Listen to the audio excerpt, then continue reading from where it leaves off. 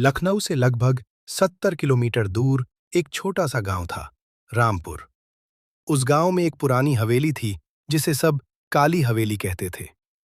लोग कहते थे कि उस हवेली में रात के 12 बजे रोने की आवाज आती है।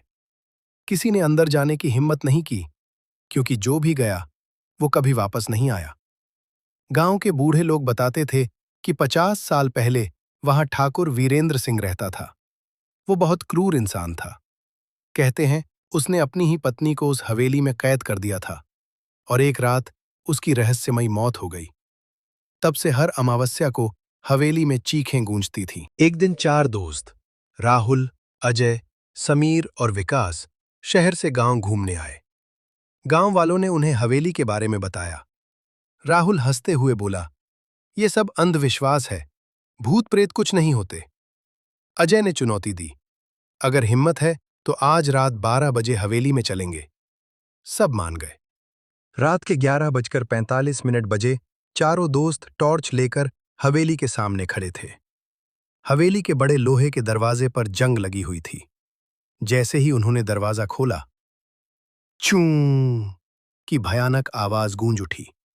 अंदर घना अंधेरा था, दीवारों पर जाले थे, हवा अपने आप चल रही थी, जबकि बाहर बिल्कुल शांति थी। अचानक ऊपर से किसी के चलने की आवाज आई। ठक ठक ठक। समीर ने धीरे से कहा, क्या तुमने सुना?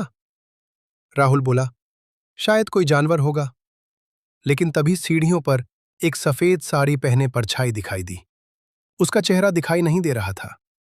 विकास की टॉर्च गिर गई और अचानक सारी टॉर्च बंद हो गई। पूरा अंधेरा। फिर एक औरत की रोने की आवाज, मुझे यहां से निकालो। चारों दोस्त बाहर भागने लगे, लेकिन दरवाजा अपने आप बंद हो चुका था। अजय ने जोर से धक्का मारा, पर दरवाजा हिला तक नहीं। अचानक दीवार पर खून से लिखा दिखा, अब तुम भी यहीं रहोगे। समीर चीख पड़ा। राहुल ने हिम्मत जुटाई और ऊपर की मंजिल पर गया। वहां एक कमरा था, जिसमें एक पुरानी तस्वीर टंगी थी। तस्वीर में ठाकुर वीरेंद्र सिंह अपनी पत्नी के साथ खड़ा था, लेकिन पत्नी का चेहरा तस्वीर से गायब था।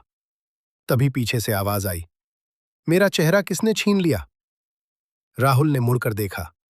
वही सफेद साड़ी वाली औरत उसके पीछे खड़ी थी।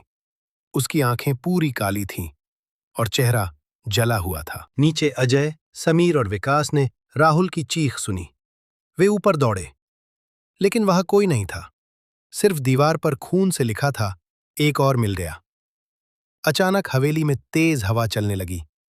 खिड़कियां अपने आप बंद हो गईं।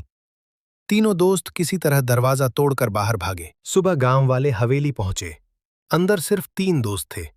राहुल कभी नहीं मिला, लेकिन हवेली की दीवार पर एक नई तस्वीर लगी थी। उस तस्वीर में ठाकुर, उसकी पत्नी और राहुल खड़ा था, और उसकी आंखें भी काली थीं।